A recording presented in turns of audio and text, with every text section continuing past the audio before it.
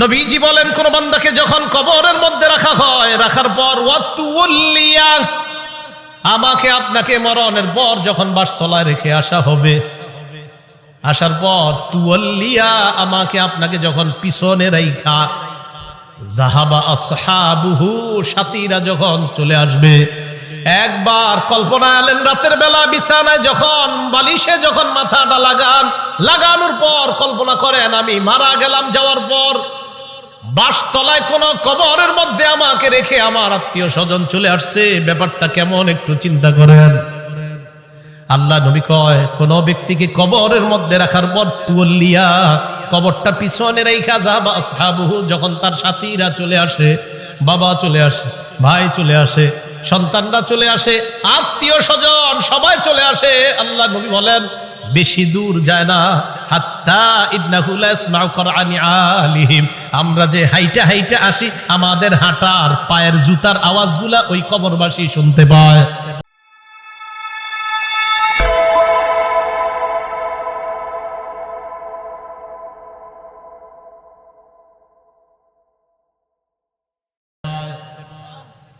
শুনে কেন শুনে জানেন? ওই মুহূর্তে তার দেহের মধ্যে আত্মাটা আল্লাহ দিয়ে দেয়। কেন দেয়?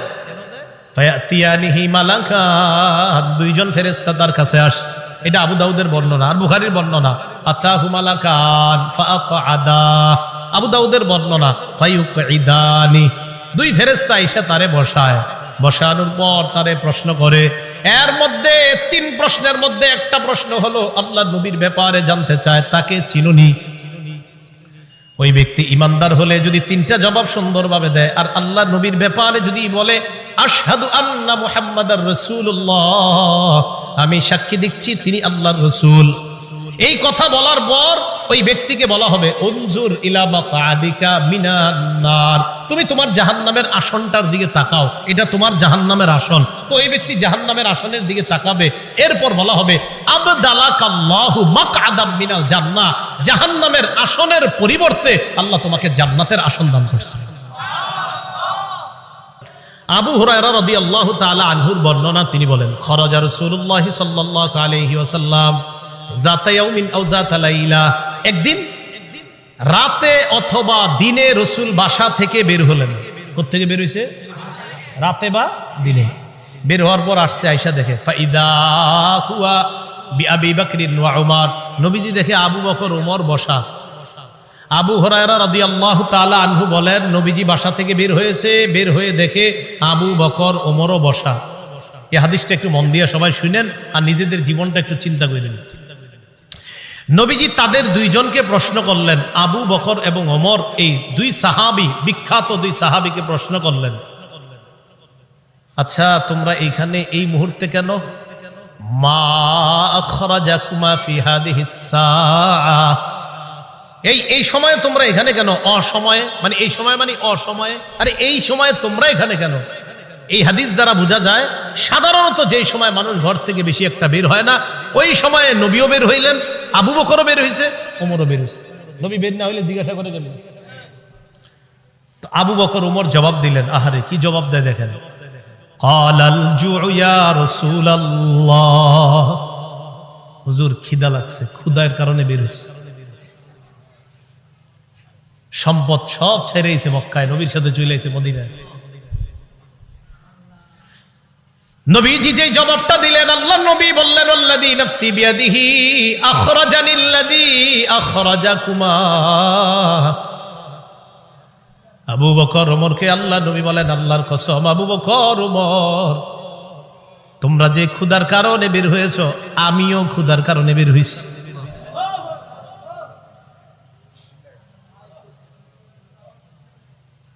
আমি যখন এটা পড়ছি, বিশ্বাস করেন কি দেখেন, দুই সাহাবীর আগে বলছে কেন বেরোছো? হুজুর ক্ষুধা। নবীজি কয় আমিও তো ক্ষুধায় বেরোছি। কওমু, চলো আমার সাথে চলো।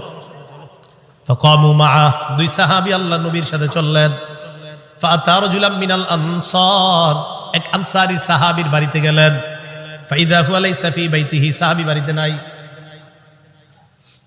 রাআতহুল মারআ, ঘর থেকে আনসারীর বিবি দেখা ফেলছে, সর্বনাশ, আমাদের বাসায় এই তিনজনকে। আল্লাহু আকবার, মহিলা চিনে ফেলছে।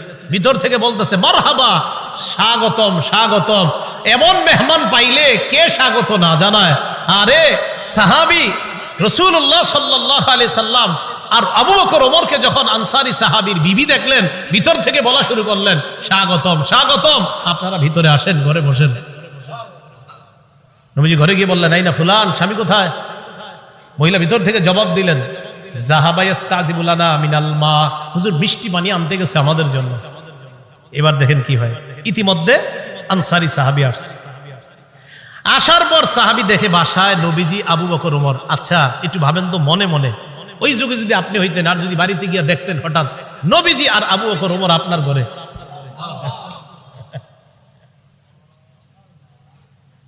সাহাবী দেখে কি কয়, মা আহাদুল ইয়াউমা আকরামা আদিয়াফা মিন্নি। সাহাবী কয়, আজকে আমার চাইতে শ্রেষ্ঠ মেহমান, আজকে আমি যে শ্রেষ্ঠ মেহমানদেরকে পাইছি, আমার চাইতে শ্রেষ্ঠ ভাগ্যবান আর শ্রেষ্ঠ মেজবান আর কেউ নাই। আমি এমন তিনজন মেহমান পেয়েছি। তাড়াতাড়ি বাগানে গেছে, খেজুর বাগানে। যা আবিল আজ, খেজুরের ছড়ি নিয়ে আসছে, ফিহি বুসরুন আর রতবুন ওয়া ইয়াবিস, শুকনা খেজুর আছে, ভিজা খেজুর আছে, কাঁচা খেজুর আছে। আইনা কয়, যেটা মন চায় এটা খায়। আখজাল মুদিয়া, ছুরি নিছে, চাকু নিছে। নবীজি কই যাও? হুজুর পশু জবাই করতে হবে। কি জবাই করবে? মাথা মানে পেরেশান হয়ে গেছে, আমার এই তিন মেহমান কেমনে মেহমানদারি করবে? পশু জবাই করতে হবে। নবী কয়, ইয়াকা ওয়াল হালুব, এই তুমি আবার মাথা গরম কইরা দুধালু কোন পশুরে জবাই করো না। দুধ দেয় যে পশু, বর্তমানে দুধ দিতেছে, এরকম পশু জবাই করো না। জি ঠিক আছে। ফাযাবাহা লাহুম, স্বাভাবিক একটা বকরি জবাই করছে। নবীজিরে গোস্ত দিয়ে, খেজুর দিয়ে, মিষ্টি পানি দিয়ে মেহমানদারি করলেন। করার পর যে কথাটা নবী বলছে, এটা বলার জন্য আপনাদেরকে লম্বা হাদিসটা শুনাইলাম। নবীজি আবু বকর ওমরকে বললেন, আবু বকর ওমর, বাহিরে আসছিলা কিভাবে বলো তো? হুজুর ক্ষুধায় আম করে বাহিরে নিয়ে আসছে। নবীজি কয়, আবু বকর ওমরকে বললেন, এখন খাইছো? কয় হ্যাঁ। নবীজি বললেন, লাতুস আলুন্না আন হাদা ইয়াউমাল কিয়ামাহ, এই যে খানাগুলা খাইছো না, পেট ভরছো না, এই ব্যাপারেও কিয়ামতের ময়দানে আল্লাহর কাছে জবাবদিহিতা করতে হবে। অবশ্যই অবশ্যই তোমাদেরকে এই ব্যাপারে জিজ্ঞাসা করা হবে। এই খানা খেয়ে আল্লাহর ইবাদত করছো কিনা? এই খানা খেয়ে তুমি সঠিকভাবে চলছো কিনা? আল্লাহ তোমারে খাওয়াইছে, খাওয়ানোর পর আল্লাহর হুকুম তুমি পালন করছো কিনা? এই ব্যাপারে জিজ্ঞাসা করা। বুঝাইতে চাইলাম, এই সূরা তাকাসুরের শেষে কি বলতেছে দেখেন। প্রথম দিকে বললেন সম্পদের কারণে আমারে ভুলা যাও, এরপরে বললেন কবরকে স্মরণ করো, শেষের দিকে বললেন এই নিয়ামতের ব্যাপারে জিজ্ঞাসা করব কিন্তু। আল্লাহ বলেন, আল্লাকুমুত তাকাসুরু হাত্তা যুরতুমুল মাকাবির, সম্পদের প্রাচুর্যতা, প্রাচুর্যের প্রতিযোগিতা তোমাদেরকে আল্লাহ থেকে বিমুখ করে দিয়েছে, আল্লাহ থেকে দূরে সরায়া দিয়েছে। তাহলে আল্লাহকুম তোমাদেরকে ভুলিয়ে দিয়েছে, আত-তাকাসুর প্রাচুর্যের প্রতিযোগিতা আল্লাহ থেকে ভুলিয়ে দিয়েছে, ভুলিয়ে রেখেছে, তোমাদেরকে গাফেল করে রেখেছে। কতদিন? হাত্তা যুরতুমুল মাকাবির, কবরে যাওয়া পর্যন্ত তোমাদের এই প্রতিযোগিতা চলতেই থাকবে। কবরে যাওয়া পর্যন্ত তোমাদের এই প্রতিযোগিতা চলতেই থাকবে। তো এই কথাটা আল্লাহ পাক রব্বুল আলামিন জানিয়ে দিলেন। সহিহ বুখারীর বর্ণনা ৬৪২৫ নম্বর হাদিস। এই হাদিসটা বুঝার আগে বুঝেন, বাহরাইনের গভর্নর নবীজি যাকে বানিয়েছিলেন তার নাম আলা ইবনুল হাজরামি, নবীর এক সাহাবী। তাকে নবীজি বাহরাইন দেশের আমির বানাইলেন। বাহরাইনের নাম শুনি না আমরা? তো বাহরাইনের আমির বানাইলেন যাকে, তার নাম আলা ইবনুল হাজরামি। এই আলা ইবনুল হাজরামিকে রাসূলুল্লাহ সাল্লাল্লাহু আলাইহি সাল্লাম বাহরাইনের আমির বানায়া দিলেন। এখন বাহরাইনের সাথে রাসূলের চুক্তি হয়েছে।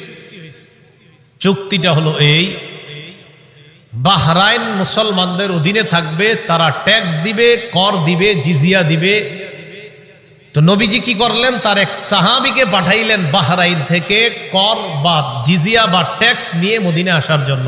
এতটুকু কথা বুঝছেন? নবীজির অধীনস্থ এক ব্যক্তি বাহরাইনের আমির। তো নবীজি মদিনা থেকে আরেক সাহাবীকে পাঠাইলেন, যাও বাহরাইনের ট্যাক্স গুলা নিয়ে আসো, গরিবদের যে গরিবদেরকে সাহায্য সহযোগিতা করবো যেগুলা দিয়ে এগুলা নিয়ে আসো।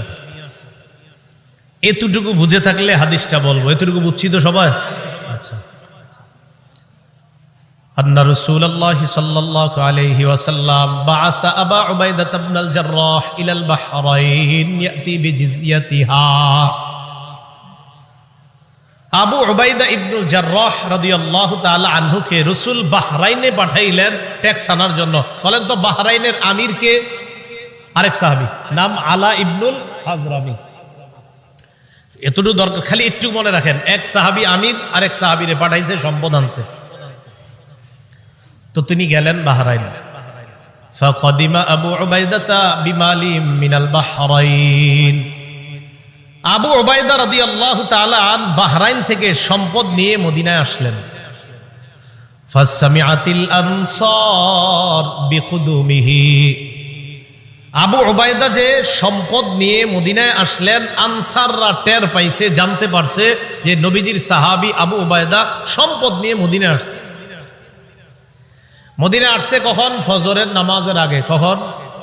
তাহলে বলেন তো, সম্পদ আনার পর উনি যে এখন প্রথম নামাজটা পড়বে, এটার নাম কোন নামাজ? ফজর নামাজ। মাশাআল্লাহ। ফাওয়াফাউ রাসূলুল্লাহ সাল্লাল্লাহু আলাইহি ওয়াসাল্লাম। আনসাররা যখন জানতে পারলেন আল্লাহর রাসূলের এক সাহাবী সম্পদ নিয়ে বাহরাইন থেকে মদিনায় আসলেন, ফাওয়াফাউ সালাতাস সুবহি মা রাসূলিল্লাহ সাল্লাল্লাহু আলাইহি ওয়াসাল্লাম। আনসাররা আল্লাহর রাসূলের সাথে ফজরের নামাজে শরীক হয়। ফালাম্মান সারাফা তাআররাদু লাহু। নবীজি যখন নামাজের সালাম ফিরাইলেন, সালাম ফিরানোর পর ফজরের পর দেখবেন ইমাম সাহেব মুসল্লিদের দিকে ফিরে বসে, ঠিক না? নবীজিও ফিরলেন, নবীজি তাকায় দেখে আনসারী সাহাবারা তাআররাদু লাহু, আল্লাহর নবীর দিকে সবাই মুখ করে বসা। ফাতাবাসসামা রাসূলুল্লাহ সাল্লাল্লাহু আলাইহি ওয়াসাল্লাম হিনা রাআহুম। তাদেরকে দেখা আল্লাহর রাসূল একটা মুস্কি হাসি দিলেন। কি হাসি দিলেন? মুস্কি হাসি। তো মুস্কি হাসি দেওয়ার পর কি জিজ্ঞাসা করে দেখেন, কয় সামিআতুম বিকুদুমি আবি উবাইদা ইবনুল জাররাহ ওয়া আন্নাহু জাআ বিমাল। কি ব্যাপার? আবু উবাইদা যে মদিনায় মাল নিয়ে আসছে এটা মনে হয় শুনছো, ঠিক না? সম্পদ নিয়ে আসছে এটা শুনছো, তাই না? এই জন্য আসছো? তো সাহাবীরা কয় আজাল ইয়া রাসূলুল্লাহ, হুজুর ঠিকই ধরছেন, এই জন্য আসছি। নবীজি তাদেরকে দেখে একটা মুস্কি হাসি দিলেন। নবীজি হ্যাঁ আমি বুঝতে পারছি। এবার আল্লাহর নবী বললেন, আবশিরু, সুসংবাদ গ্রহণ করো, আমিলু মা ইয়াসুররুকুম, তোমরা আশা করো যা তোমাদেরকে আনন্দিত করবে। তবে একটা কথা শোনো, মাল ফাকর আখশা আলাইকুম, তোমরা গরিব হয়ে যাবা, দরিদ্র হয়ে যাবা, এই দারিদ্রতার আশঙ্কা তোমাদের ব্যাপারে আমি করছি না। ওয়ালাকিন আখশা আলাইকুম আন তুবসাতা আলাইকুমুদ দুনিয়া কামা বুসিতাত আলা মান কানা ক্বাবলাকুম, তবে আমি আশঙ্কা করছি দুনিয়া তোমাদের সামনে এমন ভাবে বিছায়া দেওয়া হবে যেমন অতীত জামানার মানুষের সামনে দুনিয়া বিছায়া দেওয়া হয়েছে। প্রচুর সম্পদের মালিক হবা তোমরা, এটা আমার আশঙ্কা। আমি এই আশঙ্কা করি না তোমরা গরিব হবা, বরং আমি এই আশঙ্কা করছি অতীতের মানুষের মতো তোমাদের প্রচুর সম্পদ হবে। তারপর কি আশঙ্কা করি জানো? ফাতানাফাসুহা কামা তানাফাসুহা, আমার আশঙ্কা তারা যেমন সম্পদের প্রতিযোগিতা করছে তোমরাও সম্পদের প্রতিযোগিতা করবা, এটা আমার আশঙ্কা। রাসূলুল্লাহ সাল্লাল্লাহু আলাইহি সাল্লাম এই কথা বলার পর শেষের দিকে বলেন, শোনো তোমরা, আমি যে আশঙ্কা করছি তোমরা সম্পদের প্রতিযোগিতা করবা, অতীত জামানার মানুষের মতো সম্পদের প্রতিযোগিতা করবা, এক পর্যায়ে সম্পদ কি করবে তোমাদেরকে জানো? নবীজি বলেন, ফাতুলহিয়াকুম কামা আলহাতুহুম সম্পদ যেমন তাদেরকে আল্লাহ ভুলাইয়া দিছে, তোমাদেরকেও তোমাদের সম্পদ আল্লাহ থেকে দূরে সরাইয়া দিবে। নাউজুবিল্লাহ। হাদিস দ্বারা বোঝা যায় সম্পদ বেশি হওয়া দোষের না, কিন্তু সম্পদ বেশি হইলে যদি আল্লাহরে ভুলে যায় মানুষ, এটা দোষের। সম্পদ বেশি হয়ে যদি কারে ভুলে যায়? সম্পদ দিছে কে? এখন আল্লাহ ভুলে গেছে। নবীজি বলেন, আমার আশঙ্কা অতীত জামানার মানুষ যেমন সম্পদ পেয়ে প্রতিযোগিতায় নাইমা আল্লাহরে ভুলে গেছে, তোমরাও আল্লাহকে ভুলে যাবা, এটা আমার আশঙ্কা। আল্লাহ আমাদেরকে হেফাজত করুন। তো এই কথাটাই আল্লাহ বললেন, আল্লাহকুমুত তাকাসুর, সম্পদের প্রাচুর্যের প্রতিযোগিতা তোমাদেরকে আল্লাহর ইবাদত থেকে দূরে সরে রাখছে, গাফেল করে রাখছে। কতদিন জানো? হাত্তা যুরতুমুল মাকাবির, কবরে যাওয়া পর্যন্ত এই অবস্থা চলে। মুসলিম শরীফের একটা হাদিস শোনেন, আমাদের মাদ্রাসার পাঠ্যপুস্তক অনুসারে 2958 নম্বর হাদিস, আর যারা মোবাইলে পকেটে রাখেন এই মোবাইল অনুযায়ী 7310 নম্বর হাদিস। আবার কইলা মিলেনি আছে অনেকে। তো মুসলিম শরীফের আপনারা যারা মোবাইলে অ্যাপস চালান সেটাতে 7310 দেখেন মিলবে 100%। আর আমাদের মাদ্রাসার পাঠ্যপুস্তক অনুসারে 2958 নম্বর হাদিস। এই হাদিসের মধ্যে আসছে রাসূলুল্লাহ সাল্লাল্লাহু আলাইহি ওয়াসাল্লাম বলেন, ক্বালা রাসূলুল্লাহ সাল্লাল্লাহু আলাইহি ওয়াসাল্লাম, ইয়াকুলু ইবনু আদম মালি মালি ওয়া হাল্লাকা ইয়া ইবনা আদম ইল্লা মা আকালতা আও লাবিস্তা আও তাসাদদাকতা। হাদিসটা মন দিয়ে শুনেন, আগে আমার সাথে বলেন। আদম সন্তান কয় আমার সম্পদ আমার সম্পদ, নবীজি কয় তোমার সম্পদ তোমার সম্পদ। একজনে কয় আমার বাড়ি আছে, আমার গাড়ি আছে, আমার মার্কেট আছে, আমার 10টা দোকান আছে। আদম সন্তান এগুলা বলে, নবীজি কয় থুর মিয়া, তোমার মাত্র 3টা জিনিস আছে। না আমরা কই আমার 10 কাঠা জায়গা আছে, 20 বিঘা জমিন আছে, নবী কয় 3টা জিনিস আছে। এবার মন দিয়ে শোনেন হাদিসটা, বলেন আমরা বলি আমাদের এটা আছে সেটা আছে, নবী কয় সম্পদ 3টা। বলেন কয়টা? 3টা। ক্বালা রাসূলুল্লাহ সাল্লাল্লাহু আলাইহি ওয়াসাল্লাম, ইয়াকুলু ইবনু আদম মালি মালি, আদম সন্তান কয় আমার সম্পদ আমার সম্পদ। ওয়া হাল্লাকা ইয়া ইবনা আদম মিন মালিকা ইল্লা মা আকালতা ফাআফনাইতা, ও আদম সন্তান তোমার 3টা সম্পদ। 1 নাম্বার সম্পদ যা খাইলা, খাওয়ার পর শেষ করলা, পিছনের রাস্তা দিয়ে বের করলা, এটা তোমার 1 নাম্বার সম্পদ। যা খাইছেন এটাই সম্পদ, এটাই তো সম্পদ। 2 নাম্বার আউলা বিস্তাফা আবলাইতা, কাপড় পরতে পরতে পুরাতন হয়ে গেছে অথবা খাটো হয়ে গেছে, ছিঁড়ে গেছে, এখন আর পরো না, এই কাপড়ই তোমার সম্পদ। 3 নাম্বার আও তাসাদদাকতা ফাআমজাইতা, সদকা করতে করতে কিছু সম্পদ তুমি কমিয়েছিলা, তোমার মনে হচ্ছে তোমার সম্পদ কমে গেছে, আমি নবী বলে গেলাম তোমার এই সম্পদটা কমে নাই, এটাও তোমার সম্পদ, মরণের পর আল্লাহর কাছে পেয়ে যাইবা। সম্পদ কয়টা? আমরা কই অনেকগুলা, নবীজি কয় কয়টা? যা খাইছো, যা পরিধান করছো, যা জান সৎকা করছো, শেষ। আমাকে আপনাকে যখন কবরে নিবে, মনে করেন আগামীকালও যদি আমি আপনার কেউ মারা যাই, একটু পরে যদি আমাদের কেউ মারা যায়, বাসতলায় যখন আমাদেরকে এলাকাবাসী নিয়ে যাবে, নবীজি কয় জানো তোমার লাশের সাথে 3টা জিনিস কবর পর্যন্ত যায়। বলেন কয়টা? 3টা। ক্বালা রাসূলুল্লাহ সাল্লাল্লাহু আলাইহি ওয়াসাল্লাম, ইয়াত্তাবিউল মাইয়িতা সালাসা, আল্লাহ নবী বলেন কবর পর্যন্ত মৃত ব্যক্তির সাথে 3টা জিনিস যায়। 1 নাম্বার আল আহাল, পরিবার যায়। 2 নাম্বার আল মাল, সম্পদ যায়। 3 নাম্বার আল আমাল, আমল নামা যায়। বলেন কবর পর্যন্ত আমার আপনার লাশের সাথে কয়টা জিনিস যাবে?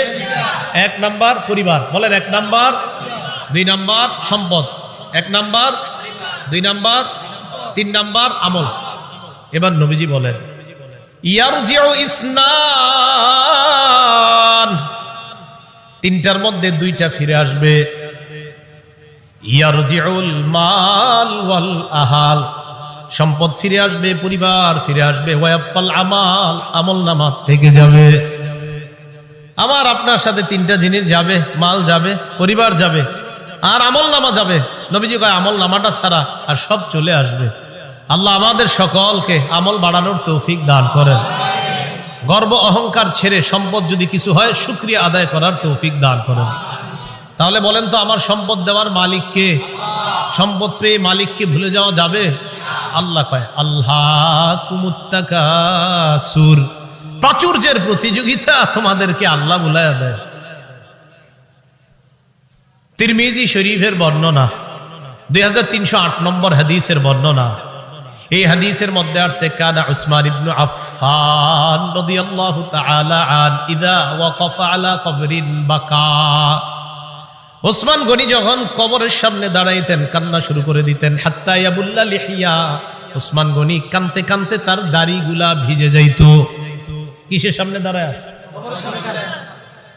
ফাকিলা লাহু, ওসমানকে বলা হলো তাজকুরুল জান্নাতা ওয়ান নার, আপনি জান্নাতের আলোচনা করেন, জাহান্নামের আলোচনা করেন। ওয়ালা তাবকি, তখন তো কান্দেন না। জান্নাত জাহান্নামের কত আলোচনা আপনি করেন, তখন আপনি কান্না করেন না। ওয়া তাবকি মিন হাযা, আপনি যখনই কবরের সামনে আসেন তখন কান্না করেন কেন? ওসমান গনি জবাব দেয় সামিআতু রাসূলুল্লাহ সাল্লাল্লাহু আলাইহি ওয়াসাল্লাম ইয়াকুল, আমি আল্লাহ নবীকে বলতে শুনলাম, ইন্নাল কবর আউয়ালুল মানাজিলিল আখিরাহ, নবীজি বলেন ইন্নাল কবর, নিশ্চয়ই কবর, আউয়ালু মানাজিলিল আখিরাহ, কবর হলো আখিরাতের প্রথম ঘাঁটি। আমাকে আপনাকে বাসতলায় রেখে আসার পর আমার আপনার প্রথম ঘাঁটির নাম কবর। বলেন কি নাম? ফাইন্নাজা মিনহু ফামা বাদাহু আইসার, নবীজি বলেন কেউ যদি কবর থেকে রেহাই পেয়ে যায় পরের ঘাটিগুলা একেবারে সহজ হয়ে যাবে। ওয়া ইন লাম ইয়ানজু মিনহু ফামা বাদাহু আশাদ, কবর থেকে যদি কেউ মুক্তি না পায় পরের ঘাটিগুলা কঠিন হয়ে যাবে। বলেন নাউজুবিল্লাহ। এরপর হাদিসের শেষে বলে ক্বালা রাসূলুল্লাহ সাল্লাল্লাহু আলাইহি ওয়াসাল্লাম, নবীজি বলেন মা রাআইতু মানজারান কাত্তু ইল্লা ওয়াল কবরু আফযাউ মিন, নবীজি বলেন শোনো, কবরের চাইতে এত ভয়ঙ্কর কোন দৃশ্য আমার জানা নাই। নবীজি বলেন কবরের চাইতে এমন ভয়ঙ্কর কোন দৃশ্য আমার জানা নাই। আল্লাহ আমাকে আপনাকে ওই প্রথম ঘাটিতেই যেন হেফাজত করে। চিন্তা করবেন মাঝে মাঝে শুয়ে যদি চোখটা লাগান, তো চোখ লাগাইলে দেখবেন কিচ্ছু দেখা যায় না। হ্যাঁ, কবরে যাবেন না, কিছু দেখা যাবে না, অন্ধকার। হ্যাঁ অন্ধকার, কবর যে অন্ধকার। আচ্ছা, কবর যে অন্ধকার এটাও হাদিসে আছে। কবর যে অন্ধকার এটা কোথায় আছে? হাদিসে। মুসলিম শরীফের 2104 নম্বর হাদিস, মাদ্রাসা পাঠ্যপুস্তক অনুসারে 956 নম্বর হাদিস। এই হাদিসের মধ্যে আছে عن أبي هريرة رضي الله تعالى عنه قال أن امرأة سوداء كانت تقم المسجد أو شابا, একজন কালো মহিলা অথবা একজন কালো যুবক মসজিদ ঝাড়ু দিত। কি ঝাড়ু দিত? আপনারা ঝাড়ু দেননি মসজিদ? না, আপনারা শুধু মুয়াজ্জিন সাহেব আর খাদেমের অপেক্ষা থাকবেন, নিজেরা ঝাড়ু দিবেন। মসজিদ ঝাড়ু দিলে দিল সাফ হয়, পরিষ্কার হয়। এক কালো মহিলা অথবা একজন কালো যুবক মসজিদ ঝাড়ু দিত। ফামাতা, হঠাৎ মারা গেছে। মারা যাওয়ার পর সাহাবীরা কবর দিয়ে ফেলছে, নবীরে জানানোর প্রয়োজন মনে করে নাই। বিষয়টা এমন আর কি, ও মারা গেছে, আরে এটা নবীজির আর বলার কি আছে, কবর দিয়ে দিচ্ছে এরকম। নবীজি সাল্লাল্লাহু আলাইহি সাল্লাম প্রশ্ন করলেন, আচ্ছা ওই কালো মহিলাটা না কালো যুবকটা, হয়তো মহিলা হতে পারে না হয় যুবক, আচ্ছা ওই কালো যুবকটাকে দেখছি না কেন, কোথায় ওটা ঝাড়ু যে দেয়? সাহাবীগণ বললেন, হুজুর সে তো মারা গেছে। আচ্ছা মারা গেছে মানে? আফালা কুনতুম আযানতুমুনি, তো আমাকে জানাবা না তোমরা? হাদিসের মধ্যে আছে কান্নাহুম সাগগারু আমরাহা আও আমরা, সাহাবীরা বিষয়টা হালকা মনে করছে তাই নবীরে জানায় নাই যে হুজুর একজন মারা গেছে, ঝাড়ু দিত, কবর দিয়েছে। নবীজি কো আমারে জানাইলা না কেন তোমরা? দুল্লুনি আলা কবরিহা আও আলা কবরিহি, তাড়াতাড়ি তার কবর আমারে দেখাও, নিয়ে যাও। ফাদাল্লুহু আলা কবরিহা আও আলা কবরিহি, আল্লাহ রাসূলকে তার কবরের কাছে নিয়ে যায়। নিয়ে যাওয়ার পর ফাসাল্লা আলাইহা, আল্লাহ রাসূল জানাজার নামাজ পড়লেন। আপনারা আবার এই আমল করেন না, কিন্তু এটা রাসূলের জন্য খাস। জানাজার নামাজ পড়ার পর আল্লাহ নবী বললেন, ইন্না হাদিহিল কুবুর মামলুআতুন যুলমান আলা আহলিহা, আল্লাহ নবী বললেন এই কবরগুলা অন্ধকারে পরিপূর্ণ। নবীজি বললেন এই কবরগুলা অন্ধকারে পরিপূর্ণ। কবরগুলা বলেন অন্ধকারে, কবরগুলা একবার ভাবেন চোখটা বন্ধ করে, অন্ধকার, কিচ্ছু দেখা যায় না। আল্লাহ নবী কয় এই কবরগুলা অন্ধকারে পরিপূর্ণ। হ্যাঁ, আমি আশা করি আমি আজকে নামাজ পড়ার কারণে আল্লাহ তাদের কবরগুলা আলোকিত করে দিবে। খাঁটি ইমানদার যদি হন, যদি ইমান নিয়ে যেতে পারেন, তো আপনার কবর আল্লাহ আলোকিত করে দিবেন। আলাদা মোমবাতি দিতে হবে না। পিসাবের কবর দেওয়ার সময় বাতি টাতি কত কিছু দেন না, এগুলা দিতে হবে না। পিসাব যদি ভালো হয় এমনি কবর আল্লাহ আলোকিত করে দিবেন, মাথায় রাখবেন।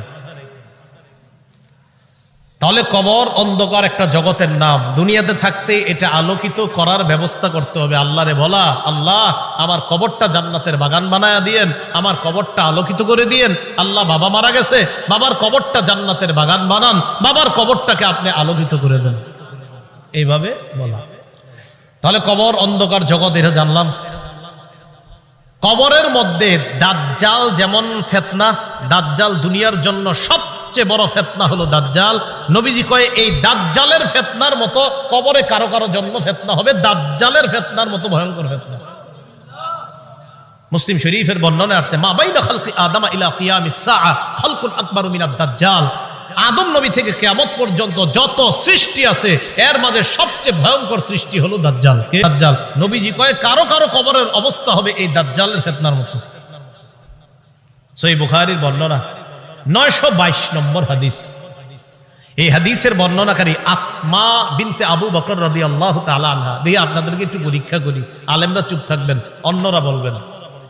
আমি হাদিসটা পড়ার পর আপনাদেরকে জিজ্ঞাসা করবো একটা কথা, মন দিয়ে আগে শোনেন, তাহলে সবাই জ্ঞানীরা সচেতন ভাবে জবাব দিতে পারবেন। আগে শোনেন কি বলি, দেখেন আমি পড়ি।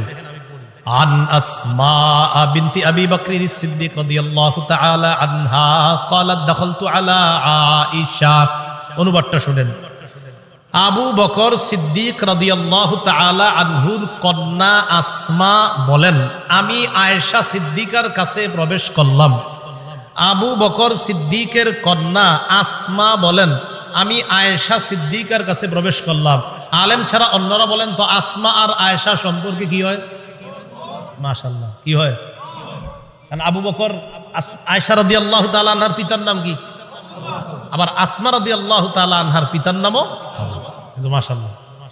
এই আসমা রাদিয়াল্লাহু তাআলা আনহা বলেন, আমি আমার বোন নবীর বিবি আয়েশা সিদ্দিকার কাছে গেলাম। যাওয়ার পর দেখি ওয়ান্নাসু ইউসাল্লুন, গিয়ে দেখি মানুষ নামাজ পড়ে। আমি আয়েশাকে প্রশ্ন করলাম, মা শাআনুন নাস, আয়েশা মানুষের কি হয়েছে, নামাজ পড়ে কেন? ফাআশারাত বিরাসিহা ইলাস সামা। আম্মা জান আয়েশা মাথা দিয়ে আসমানের দিকে ইশারা করলেন, এমনি ইশারা করলেন, মুখে কিছু কয় না। তো আসমা রাদিয়াল্লাহু তাআলা না বলেন, আয়াতুন, কোন নিদর্শন দেখা গেছে আসমানে? আয়েশা রাদিয়াল্লাহু তাআলা না বলেন, হ্যাঁ আসমানে একটা নিদর্শন দেখা গেছে। কি নিদর্শন? অন্য হাদিস দ্বারা বোঝা যায় সূর্য গ্রহণ লাগছে। কি লাগছে? সূর্য। তাই নবীজি নামাজ পড়তেছে। তো আসমা রাদিয়াল্লাহু তাআলা আনহা বলেন, আমরা যারা নারীরা ছিলাম আমরা একদম পিছনে, সবাই ওখানে আছে। কয় নবীজি নামাজটা এত লম্বা করলেন, ফাতালা রাসূলুল্লাহ সাল্লাল্লাহু আলাইহি সাল্লাম, নবীজি নামাজ এত দীর্ঘ করলেন, হাত্তা তাজাল্লানিল গাশিয়ু, আমি বেহুশ হয়ে গেছি। আচ্ছা কি পরিমাণ লম্বা হইলে একজন মানুষ বেহুশ হয়ে যায় বলেন? ওয়া ইলা জামবি কিরবা, আমার পাশে একটা পাত্র ছিল, ফিহা মা, এটার মধ্যে পানি ছিল। ফাজালতু আসুব্বু বিনহা আলা রাসি, আমি এই পাত্র থেকে পানি নিয়ে আমার মাথায় ঢালা শুরু করলাম। এত পরিমাণ আমার মাথা গরম হয়ে বেহুশের কাছাকাছি চলে গেছে। নামাজ কি পরিমাণ লম্বা হয়েছে আল্লাহ জানে। তো আসমা রাদিয়াল্লাহু তাআলা আনহা বলেন, এক পর্যায়ে ফালাম্মান সরাফা রাসূলুল্লাহ সাল্লাল্লাহু আলাইহি ওয়াসাল্লাম হাত্তা তাজাল্লাতিশ শামস, নবীজি নামাজ শেষ করছে, ইতিমধ্যে সূর্য স্বাভাবিক হয়ে গেছে, সূর্য ঠিক হয়ে গেছে। আমি যেই কথাটা বলার জন্য আপনাদেরকে হাদিসটা শোনাইতেছি, কোনটা? দাজ্জালের ফিতনা, এটা শোনানোর জন্য। এবার দেখেন নবীজি কি বলেন। নবীজি বলেন, নবীজি নামাজের পর একটা ভাষণ দিলেন, খুতবা দিলেন, নামাজের পর ভাষণ দিলেন। ভাষণের মধ্যে নবী বললেন, মা মিন শাইইন লাম আকুন উরিতুহু ইল্লা ক্বাদ রাআইতুহু ফি মাকামি, ইতিপূর্বে আমাকে যা দেখানো হয় নাই আজকে আমি সব দেখছি। এই নামাজের মধ্যে আমি সব, নামাজটা কি শর্ট ছিল না লম্বা? নবীজি বলেন, ইতিপূর্বে আমাকে এমন যা কিছু দেখানো হয় না আজকে আমি সব দেখছি। শেষে কি কয় জানেন? হাত্তাল জান্নাহ ওয়ান নার, জান্নাত জাহান্নামও দেখছে। আরেকটা বর্ণনা আছে, সূর্যগ্রহণের নামাজে নবীজি দাঁড়াইছে না, আমার দিকে তাকান, সামনের কাতারের সাহাবী যারা তারা তাকায় দেখে নবীজি নামাজের মধ্যে হঠাৎ এমন করছে, যে এমন করছে এভাবে। তো নামাজ শেষ, আপনারা আবার এরকম করেন না, কিন্তু পুরাটা শোনেন আগে। একদল করবো কি যে নবীজি এরকম করছে আমিও করবো, আরে পুরাটা শোনেন কি কয়। নামাজ শেষ করার পর নবীজিকে এক সাহাবী বললেন, হুজুর আজকে আপনি এমন একটা কাজ করছেন যেটা অতীতে দেখি নেই। নবীজি আচ্ছা খেয়াল করছো? হ্যাঁ। ওই মুহূর্তে আমি জান্নাতের আঙ্গুরের ছড়া দেখছিলাম, ওইটা আমি হাত দিতে গেছিলাম, যদি আনতে পারতাম কিয়ামত পর্যন্ত সবাই খাইতে পারতাম। আপনি আগে আঙ্গুর দেখেন নামাজে, তো দেখলেন হাত দিবেন, দেন না তো এই জন্য আমল করতে চান না। তো রাসূলুল্লাহ সাল্লাল্লাহু আলাইহি সাল্লাম বলেন, মা মিন শাইইন লাম আকুন উরিতুহু ইল্লা ক্বাদ রাআইতুহু ফি মাকামি। ইতিপূর্বে আমাকে যা দেখানো হয় নাই, আজকে আমি সব দেখলাম। হাত্তাল জান্নাত ওয়ান নার, জান্নাত জাহান্নাম আমি দেখলাম। নবীজি বলেন, ইন্নাহু ক্বাদ উহিয়া ইলাইয়া আন্না, আল্লাহ রাসূল বলেন আমার কাছে এই ওহী প্রেরণ করা হয়েছে, আন্নাকুম তুফতানুনা ফিল কুবুর মিসলা আও করিবা মিন ফিতনাতি দাজ্জাল। আল্লাহ নবী বলেন আমার কাছে এই ওহী দেওয়া হয়েছে, তোমরা কবরের মধ্যে অনেক এমন ফিতনার মধ্যে পড়বা যে ফিতনাটা হবে দাজ্জালের ফিতনার মতো ফিতনা। বলেন নাউযুবিল্লাহ। বিশ্বাস করেন দাজ্জালের ব্যাপারে আমি পড়ছি বলে আপনাদেরকে বলে বুঝাইতে পারতেছি না, তো আমি বুঝতেছি যদি দাজ্জালের ফিতনাটা হয় তো কত বড় ভয়ঙ্কর ফিতনা হবে।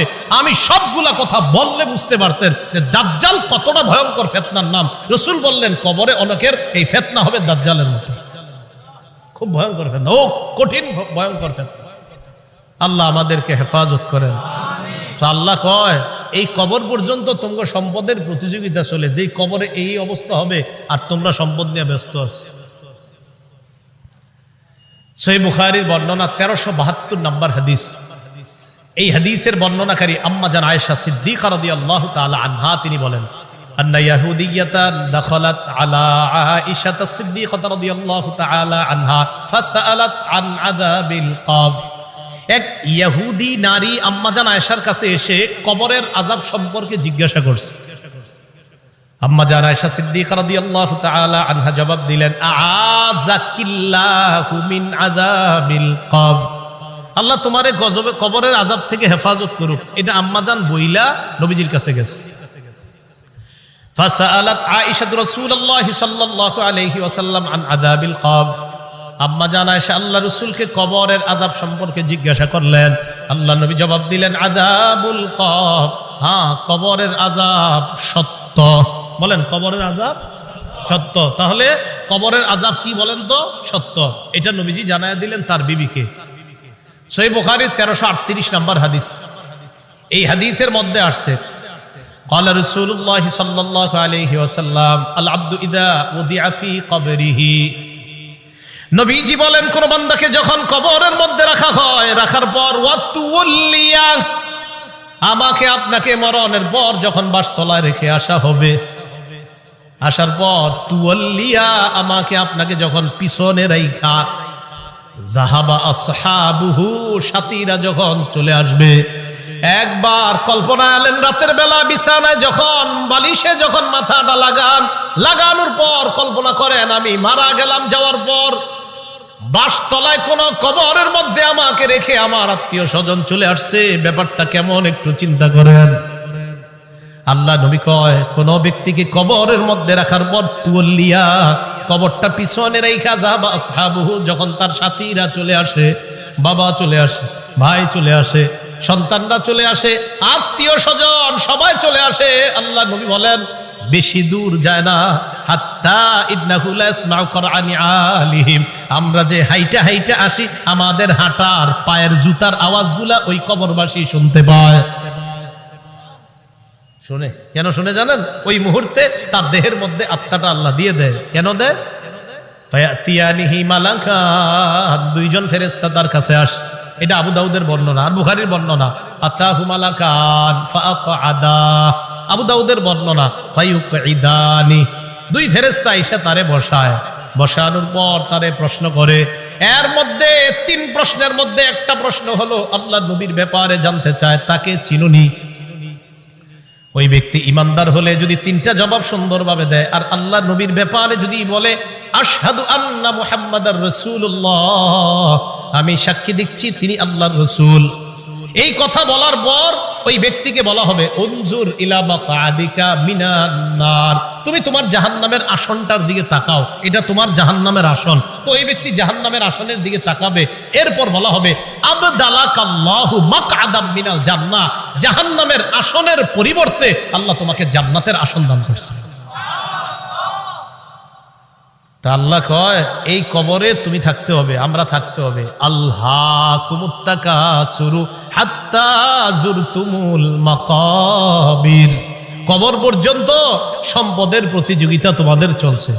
সূরা মুনাফিকুনে আল্লাহ বলেন ইয়া আইয়ুহাল্লাযীনা আমানু লা তুলহিকুম আমওয়ালুকুম ওয়ালা আওলাদুকুম আন যিকরিল্লাহ, হে ঈমানদারগণ, লা তুলহিকুম আমওয়ালুকুম ওয়ালা আওলাদুকুম, তোমাদের সম্পদ, তোমাদের সন্তান যেন তোমাদেরকে আল্লাহ থেকে গাফেল করে না দেয়, আল্লাহ থেকে তোমাদেরকে অলস করে না দেয়, আল্লাহকে যেন ভুলিয়ে না দেয়।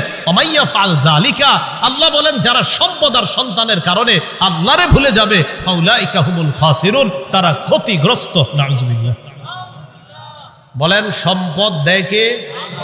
10 তলা 20 তলার বাড়ির মালিক বানায় কে? হ্যাঁ, 10 তলা 20 তলা হালাল পন্থায় হওয়াটা দোষের না, দোষ কোনটা? যে আল্লাহ মালিক বানাইছে তাকে ভুলে যাওয়া। বুঝে আসছে নি? তো আল্লাহ কয় তোমাদের এই প্রতিযোগিতা চলবে কবর পর্যন্ত। কতদিন? কবর পর্যন্ত।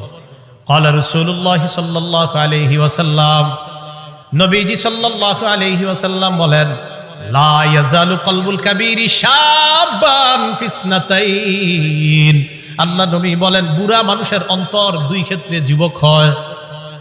বুড়া মানুষের অন্তর যুবক হয় কয় ক্ষেত্রে? আরে বৃদ্ধ মানুষ কি বৃদ্ধ হয় না যুবক হয়? বৃদ্ধ হয়। কয় কলবটা 2 ক্ষেত্রে যুবক হয়। কোন ক্ষেত্রে? ফি হিরসিল মাল, 1 নাম্বার সম্পদের লোভ, 2 নাম্বার ওয়াতুলিল আমাল, লম্বা আশা। কি আশা? লম্বা আশা। কেউ কাকা কই যান? বয়স কত? কয় 75। কোথায় যাচ্ছেন? মসজিদে। মনটা খারাপ কেন? আর বইল না, 4টা ছেলে ইতালি থাকে, এক একজন 5 লাখ করে বেতন। 5 নাম্বার ছেলেটা বাংলাদেশে 50,000 টাকা বেতন। আরে তারে এখনো কোনো কুল কিনারা করে দিতে পারি নাই, টেনশনে আছে কাকা। রাসূলুল্লাহ সাল্লাল্লাহু আলাইহি সাল্লাম বলেন মানুষ বৃদ্ধ হয়, তার কলব 2 ক্ষেত্রে যুবক হয়। 1 সম্পদের লোভ, 2 লম্বা আশা, বড় আশা। আল্লাহ বুঝার তৌফিক দান করেন। রাসূলুল্লাহ সাল্লাল্লাহু আলাইহি সাল্লামের সাহাবী আব্দুল্লাহ ইবনে মাসউদ বলেন খত্ত রাসূলুল্লাহ সাল্লাল্লাহু আলাইহি ওয়াসাল্লাম খত্তান মুরাব্বাআ, এই হাদিসটা বুঝতে হবে সবাই। নবীজি একটা চতুর্ভুজ আঁকলেন। ওই অঙ্কের ছাত্ররা কোথায়? কি আঁকলেন? চতুর্ভুজ আঁকার পর ওয়া খত্ত খত্তান ফিল ওয়াসাতি খারিজাম মিন, মাঝখান থেকে একটা দাগ দিলেন, এই দাগটা চতুর্ভুজের বাহিরে নিলেন। বলেন তো রাসূল কি আঁকলেন? মাঝখানের দাগটা ভিতরে না বাহিরে? আচ্ছা এবার দেখেন মাঝখানে ছোট ছোট কিছু দাগ দিস, এটা চতুর্ভুজ, মাঝখানে ছোট ছোট কিছু দাগ, আর মাঝে একটা বড় দাগ, এই আশেপাশে কিছু ছোট ছোট দাগ, মাঝখানে লম্বা একটা দাগ। বলেন তো লম্বাটা কি ভিতরে আছে না বাহিরে? আচ্ছা একটু বুঝছেন নি কথা? সুম্মা ক্বালা রাসূলুল্লাহ সাল্লাল্লাহু আলাইহি ওয়াসাল্লাম, নবীজি বলেন হাদাল ইনসান, মাঝখানের দাগটা হলো মানুষ, মাঝখানের দাগটা। ওয়াহাদাল্লাযী মুহিতুন বিহি আও ক্বাদ আহাতা বিহি আজালু, চারদিকের চতুর্ভুজটা এটা হলো তার আয়ু, জীবন। এবার বলেন চারপাশে এই যে চতুর্ভুজটা, মাঝের দাগটা, বলেন মাঝের দাগ চতুর্ভুজ, চতুর্ভুজ আয়ু মানে জীবন, এই জীবন এটা তার জীবন, মাঝে মানুষ। দাগ কি শেষ না? মাঝে ছোট ছোট কিছু আছে, মাঝের ছোট ছোট দাগগুলা হাদিহিল আরাজ, এগুলা তার পেরেশানি, বিপদ, বালা মুসিবত, রোগ বিমারি, একটা আসে ভালো হয় আর একটা আসে, এরকম চলেনি জীবনে? একটার পর একটা আসতে থাকে। এই আসতে আসতে এক পর্যায়ে আবার জিজ্ঞাসা করছি, চারদিকের দাগ, মাঝের দাগ, ছোট্ট ছোট্ট দাগগুলা বালা মুসিবত, বিপদ আপদ, ব্যস্ততা। মাঝখানের দাগটা কি চতুর্ভুজের ভিতরে না বাহিরে? নবীজি বলেন মানুষ মারা যায়, বাহিরে যেই দাগটা এটা হলো তার আশা। মানুষ মারা যায়, আশাগুলা থেকে যায়। আশা কি জীবনের ভিতরে না বাইরে? এই যে মানুষ, ওর আশা হলো এত বড়, ও হলো একটু, এবার বাহিরে যেটা এটা হলো ওর আশা। নবীজি কয় মানুষের জীবন এতটুকু, মানুষটা এতটুকু, ওর আশা এতটুকু, ও মারা যায় আশাগুলা থেকে যায়। ভাই বুঝছেন নি আপনারা? আচ্ছা, তো আল্লাহ পাক রব্বুল আলামিন বলেন আলহাকুমুত তাকাসুর হাত্তা যুরতুমুল মাকাবির। কবর পর্যন্ত এই সম্পদের প্রতিযোগিতা, প্রাচুর্যের প্রতিযোগিতা তোমাদের চলতেই থাকে। আল্লাহ আমাদেরকে কবরের প্রস্তুতি নেওয়ার তৌফিক দান করেন। আচ্ছা, এরপরে দেখেন কি বলে, কাল্লা সাউফা তা'লামুন সুম্মা কাল্লা সাউফা তা'লামুন। অপেক্ষায় থাকো, অচিরেই জানতে পারবা, অবশ্যই অচিরেই জানতে পারবা। কাল্লা লাউ তা'লামুনা ইলমাল ইয়াকিন। আল্লাহ বলেন যদি নিশ্চিত জ্ঞানে জানতা লাতারাবুন্নাল জাহিম, স্বচক্ষে জাহান্নাম দেখতে পাবা। আল্লাহ বলেন লাতারাবুন্না, অবশ্যই অবশ্যই জাহান্নাম দেখবা। সুম্মা লাতারাবুন্নাহা আইনাল ইয়াকিন, নিশ্চিত চোখে জাহান্নাম দেখবা। এরপর আল্লাহ বলেন সুম্মা লাতুসআলুন্না ইয়াউমা ইযিন আনিন নাঈম, এরপর তোমাদেরকে নিয়ামত সম্পর্কে জিজ্ঞাসা করা হবে। আল্লাহ বলেন অবশ্যই অবশ্যই তোমাদেরকে প্রতিটা নিয়ামতের কথা জিজ্ঞাসা করা হবে। আঙ্গুল, চোখ, কান, নাক, হাত, পা, প্রত্যেকটা অঙ্গের ব্যাপারে জিজ্ঞাসা করা হবে। ইন্নাস সামআ ওয়াল বাসারা ওয়াল ফুআদা। আল্লাহ বলেন কান শ্রবণ শক্তি, ওয়াল বাসর দৃষ্টি শক্তি, ওয়াল ফুআদা অন্তঃকরণ, সবগুলাকে কাঠগড়ায় দাঁড়াতে হবে, সবগুলাকে জিজ্ঞাসা করা হবে। এগুলার ব্যাপারে তোমাকে কাঠগড়ায় দাঁড়াতে হবে, তোমাকে জিজ্ঞাসা করা হবে সঠিকভাবে এগুলা খরচ করছো কিনা। এবার একটা হাদিস শুনেন, বলেন তো নেয়ামতের ব্যাপারে জিজ্ঞাসা করা হবে কিনা? আজকে রাতে ভাত খাইছে, খাবার, রাতের খাবার কারা কারা খাইছেন হাত তোলেন। অন্যরা খান নাই রাতের খাবার? মাশাআল্লাহ, খাবেন ইনশাআল্লাহ নাকি? দুপুরের খাবার কারা কারা খাইছেন? ঠিক আছে, হাত নামান, ব্যাস একটা হইলেই হইছে। এবার হাদিস শুনেন, মুসলিম শরীফের 4208 নম্বর হাদিস। আবু হুরায়রা রাদিয়াল্লাহু তাআলা আনহুর বর্ণনা, তিনি বলেন খরাজা রাসূলুল্লাহ সাল্লাল্লাহু আলাইহি ওয়াসাল্লাম যাতা ইয়াউমিন আও যাতা লাইলা, একদিন রাতে অথবা দিনে রাসূল বাসা থেকে বের হলেন। কোথা থেকে বের হইছে? রাতে বা দিনে। বের হওয়ার পর আসছে, আয়েশা দেখে ফাইদা হুয়া বিআবি বকর ওয়া উমর, নবীজি দেখে আবু বকর ওমর বসা। আবু হুরায়রা রাদিয়াল্লাহু তাআলা আনহু বলেন নবীজি বাসা থেকে বের হয়েছে, বের হয়ে দেখে আবু বকর ওমরও বসা। এই হাদিসটা একটু মন দিয়ে সবাই শুনেন আর নিজেদের জীবনটা একটু চিন্তা করে নিন। নবীজি তাদের দুইজনকে প্রশ্ন করলেন, আবু বকর এবং ওমর, এই দুই সাহাবী, বিখ্যাত দুই সাহাবীকে প্রশ্ন করলেন, আচ্ছা তোমরা এইখানে এই মুহূর্তে কেন? মা আখরাজাকুমা ফি হাদিহিস সাআ, এই সময়ে তোমরা এখানে কেন? অসময়ে মানে এই সময় মানে অসময়ে, আরে এই সময়ে তোমরা এখানে কেন? এই হাদিস দ্বারা বোঝা যায় সাধারণত যেই সময় মানুষ ঘর থেকে বেশি একটা বের হয় না, ওই সময়ে নবীও বের হইলেন, আবু বকরও বের হইছে, ওমরও বের হইছে। নবী বের না হইলে জিজ্ঞাসা করে গেলেন। তো আবু বকর ওমর জবাব দিলেন, আহারে কি জবাব দেয় দেখেন, ক্বালাল জুউ ইয়া রাসূলুল্লাহ, হুজুর খিদা লাগছে, ক্ষুধার কারণে বের হইছে। সম্পদ সব ছেড়েছে মক্কায়, নবীর সাথে চলে এসেছে মদিনায়। নবীজি যে জবাবটা দিলেন, আল্লাহ নবী বললেন আল্লাযী নাফসি বিয়াদিহি আখরাজানিল্লাযী আখরাজাকুমা। আবু বকর ওমরকে আল্লাহ নবী বলেন, আল্লাহর কসম আবু বকর ওমর, তোমরা যে ক্ষুধার কারণে বের হয়েছ, আমিও ক্ষুধার কারণে বের হইছি।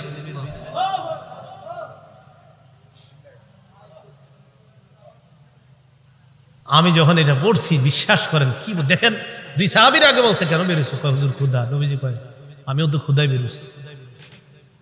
কওমু চলো আমার সাথে চলো। ফাকামু মাআ, দুই সাহাবী আল্লাহ নবীর সাথে চললেন।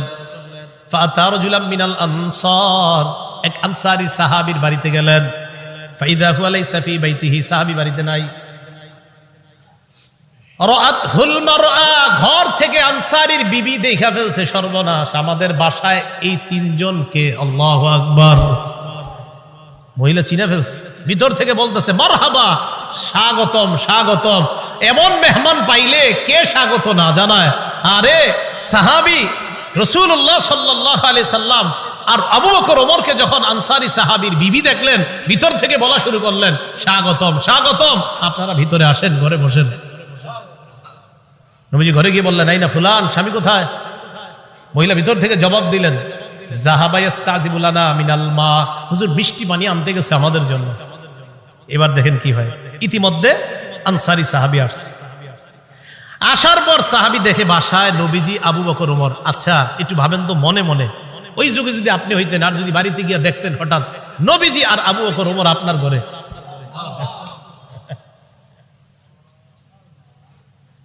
সাহাবী দেখে কি কয়, মা আহাদুল ইয়াউমা আকরামা আদিয়াফা মিন্নি। সাহাবী কয়, আজকে আমার চাইতে শ্রেষ্ঠ মেহমান, আজকে আমি যে শ্রেষ্ঠ মেহমানদেরকে পাইছি, আমার চাইতে শ্রেষ্ঠ ভাগ্যবান আর শ্রেষ্ঠ মেজবান আর কেউ নাই। আমি এমন তিনজন মেহমান পেয়েছি। তাড়াতাড়ি বাগানে গেছে, খেজুর বাগানে। যা আবিল আজ, খেজুরের ছড়ি নিয়ে আসছে, ফিহি বুসরুন আর রতবুন ওয়া ইয়াবিস, শুকনা খেজুর আছে, ভিজা খেজুর আছে, কাঁচা খেজুর আছে। আইনা কয়, যেটা মন চায় এটা খায়। আখজাল মুদিয়া, ছুরি নিছে, চাকু নিছে। নবীজি কই যাও? হুজুর পশু জবাই করতে হবে। কি জবাই করবে? মাথা মানে পেরেশান হয়ে গেছে, আমার এই তিন মেহমান কেমনে মেহমানদারি করবে? পশু জবাই করতে হবে। নবী কয়, ইয়াকা ওয়াল হালুব, এই তুমি আবার মাথা গরম কইরা দুধ আলু কোনো পশুরে জবাই করো না। দুধ দেয় যে পশু, বর্তমানে দুধ দিতেছে, এরকম পশু জবাই করো না। জি ঠিক আছে। ফাযাবাহা লাহুম, স্বাভাবিক একটা বকরি জবাই করছে। নবীজিরে গোস্ত দিয়ে, খেজুর দিয়ে, মিষ্টি পানি দিয়ে মেহমানদারি করলেন। করার পর যে কথাটা নবী বলছে, এটা বলার জন্য আপনাদেরকে লম্বা হাদিসটা শোনাইলাম। নবীজি আবু বকর ওমরকে বললেন, আবু বকর ওমর, বাহিরে আসছিলা কিভাবে বলো তো? হুজুর ক্ষুধায় আম করে বাহিরে নিয়ে আসছে। নবীজি কয়, আবু বকর ওমরকে বললেন, এখন খাইছো? কয় হ্যাঁ। নবীজি বললেন, লাতুস আলুনা আন হাদা ইয়াউমাল কিয়ামাহ, এই যে খানাগুলা খাইছো না, পেট ভরছো না, এই ব্যাপারেও কিয়ামতের ময়দানে আল্লাহর কাছে জবাবদিহিতা করতে হবে। অবশ্যই অবশ্যই তোমাদেরকে এই ব্যাপারে জিজ্ঞাসা করা হবে। এই খানা খেয়ে আল্লাহর ইবাদত করছো কিনা? এই খানা খেয়ে তুমি সঠিকভাবে চলছো কিনা? আল্লাহ তোমারে খাওয়াইছে, খাওয়ানোর পর আল্লাহর হুকুম তুমি পালন করছো কিনা? এই ব্যাপারে জিজ্ঞাসা করা হবে। বুঝাইতে চাইলাম, এই সূরা তাকাসুরের শেষে কি বলতেছে দেখেন। প্রথম দিকে বললেন সম্পদের কারণে আমারে ভুলে যাও, এরপরে বললেন কবরকে স্মরণ করো, শেষের দিকে বললেন এই নিয়ামতের ব্যাপারে জিজ্ঞাসা করব, কিন্তু এত এত সম্পদ দিলাম মনে করবো না এমনি ছেড়ে দিব আমি আল্লাহ, আমি সব জিজ্ঞাসা করব। এই সূরা থেকে প্রধান তিনটা আমাদের শিক্ষা। এক নাম্বার, সম্পদের প্রতিযোগিতা করা নিষেধ। দুই নাম্বার, সম্পদ হওয়া দোষের না, কিন্তু সম্পদের কারণে আল্লাহকে ভুলে যাওয়া যাবে না, এটা দুই নাম্বার শিক্ষা। তিন নাম্বার, কবরের কথা স্মরণ করা। এই প্রধান প্রথম হলো তিনটা শিক্ষা। শেষের দিকে আরেকটা, কবরে আরেকটা তোমার জগৎ, ওই জগতে তোমাকে নিয়ামত সম্পর্কে জিজ্ঞাসা করা হবে। কিয়ামতের ময়দানে তোমাকে 5 প্রশ্ন করার আগে তোমার পা দুইটা সামান্য সময়ের জন্য নড়বে না। এই 5 প্রশ্ন করার জন্য আল্লাহর কাছে প্রত্যেককে দাঁড়াতে হবে। এর মধ্যে একটা হলো সম্পদ কোত্থেকে আনছো আর কোথায় ব্যয় করছো, এই কথা আল্লাহর কাছে জবাবদিহিতা করতে হবে। আল্লাহ পাক রব্বুল আলামিন আমাদের সকলকে কবরের প্রস্তুতি নিয়ে দুনিয়া থেকে যেন আমরা যেতে পারি, আল্লাহ তৌফিক দান করেন।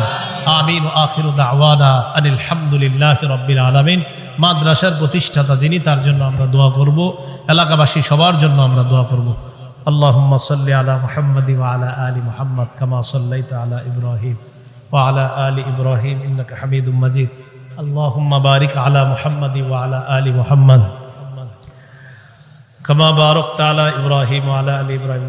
একটা আবেদন আপনাদের কাছে হাত জোর করে করব। ঢাকা ফজরের নামাজ 4:40-এ, দেশগ্রামে কয়টায়? 40-45-এ ফজরের নামাজটা সবাই পড়বে। এত রাত পর্যন্ত এই সময়ে বয়ান করাটা উচিত হয় না আসলে। 10টা, 10:30টার মধ্যে বা 11টার মধ্যে সর্বোচ্চ শেষ হওয়া উচিত ছিল, যেহেতু রাত ছোট। আল্লাহর হস্তে আপনারা ফজর নামাজটা পড়বেন তো ইনশাআল্লাহ? আমারে কিন্তু দাঁড় করেন না আল্লাহর সামনে, আল্লাহর হস্তে আপনারা ফজরের নামাজটা পড়েন সবাই। এই মাহফিল একটু বেশি হয়ে রাত হয়ে যাওয়ার কারণে যেন এই কথা আল্লাহর কাছে বলতে না হয় যে আল্লাহ মাহফিলা তোরা ধইল কেন, এর লেগে আমি ফজর করি না। আল্লাহর রাস্তায় আপনারা সবাই ফজরটা পড়লেন। জি, আল্লাহুম্মা সাল্লি আলা মুহাম্মাদ ওয়া আলা আলি মুহাম্মাদ কামা সাল্লাইতা আলা ইব্রাহিম ওয়া আলা আলি ইব্রাহিম ইন্নাকা হামিদুম মাজিদ। আল্লাহুম্মা বারিক আলা